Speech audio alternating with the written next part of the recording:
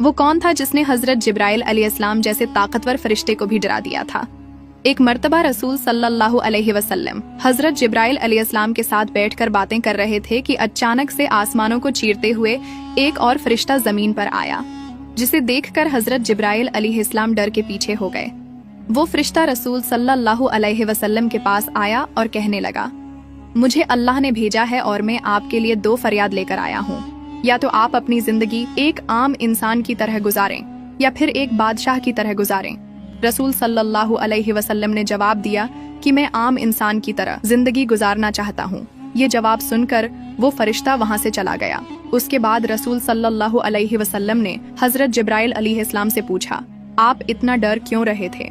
हजरत जिब्राइल अलैहिस्सलाम ने कहा कि मैंने कभी नहीं सोचा था कि ये फरिश्ता कभी इस दुनिया में भी आएगा।